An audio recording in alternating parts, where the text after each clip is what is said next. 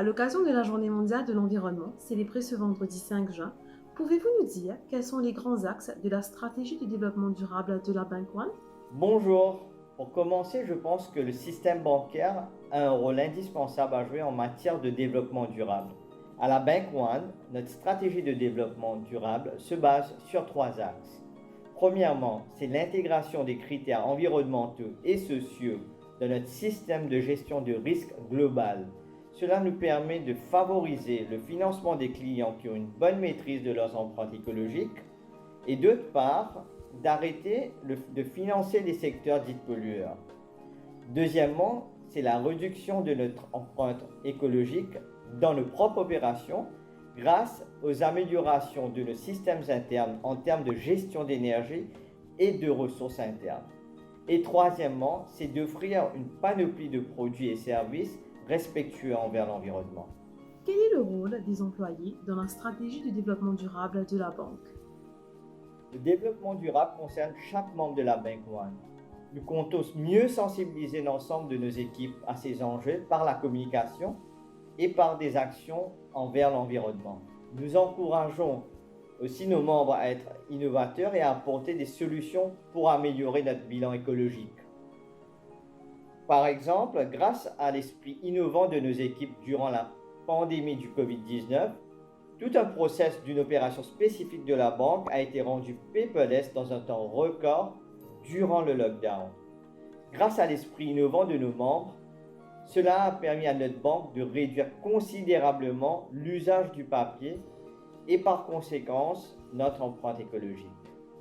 Selon vous, quelles seront les nouvelles normes ou les nouvelles stratégies en termes de développement durable suite à la crise de la Covid-19? La pandémie du Covid-19 a mis en plein jour les grandes faiblesses de notre monde actuel.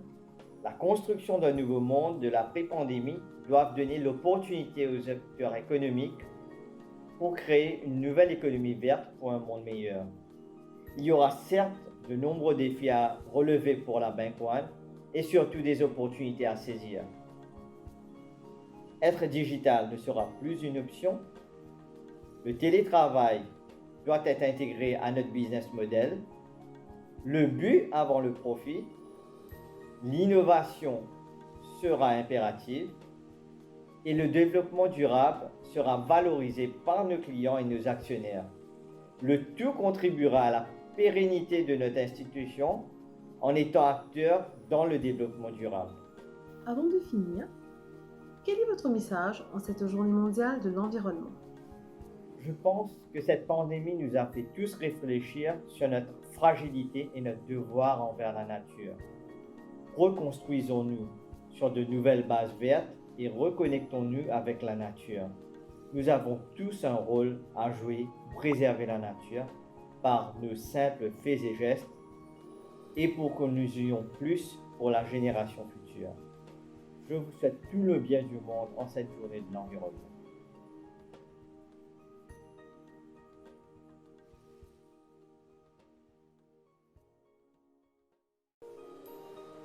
Arnaud Berthelot, bonjour.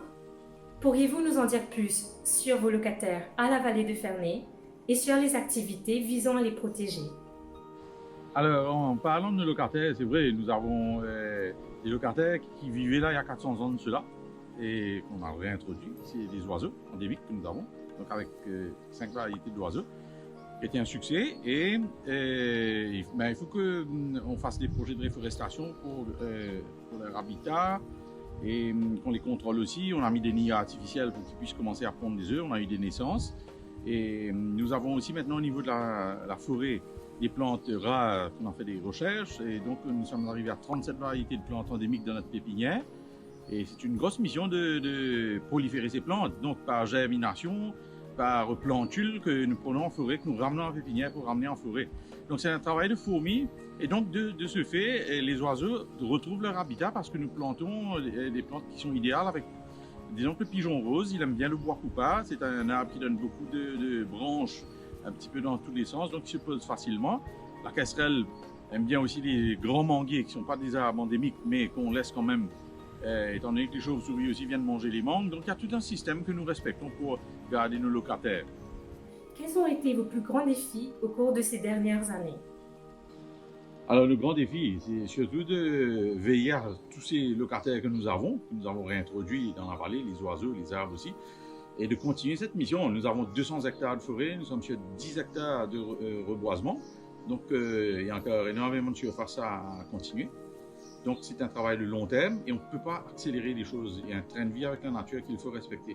Nous avons une pépinière avec 14 000 plantes qui viennent de la vallée, qui proviennent de tout un système de germination, de plantules, que nous avons installé dans notre pépinière afin de faire grandir, pour ensuite les replanter dans la surface de la vallée. Et ces oiseaux pourront à ce moment-là avoir ces arbres comme habitat. Et vous savez qu'un arbre endémique prend beaucoup de temps pour pousser, donc on a intérêt à bouger. Mais c'est ce que nous faisons depuis les 5 dernières années. Et nous sommes arrivés à plus de 35 000 arbres sur 10 hectares. Et là, nous arrivons sur notre 11e et 12e hectare cette année-ci. Quel message aimeriez-vous faire passer aujourd'hui?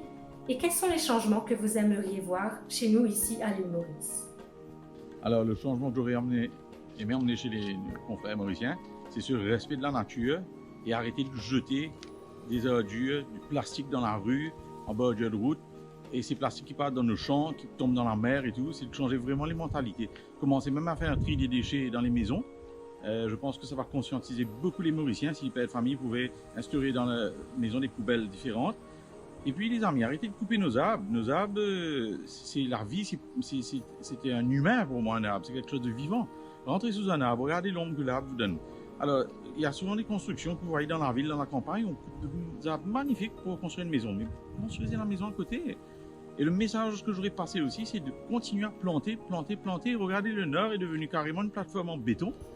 Et cette mentalité de couper les arbres est en train de gagner la campagne, qui est dommage, vraiment. Donc ma mission serait de continuer à planter. Le public, petits et grands, peuvent également faire partie du mouvement. Dites-nous comment s'y prendre.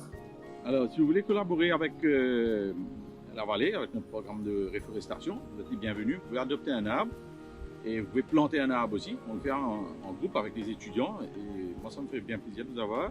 Et nous avons aussi un projet avec la canne à sucre, malheureusement, qui devient une vieille histoire, hein, donc de transférer les champs en forêt primaire. Donc, nous travaillons dessus en ce moment, de prendre la surface de quelques champs, de clôturer, de venir créer une forêt endémique, donc avec une petite pépinière. On peut inviter les familles mauriciennes à venir planter des arbres en groupe et ça fera une bonne entente et ça sera comme un team building pour la famille.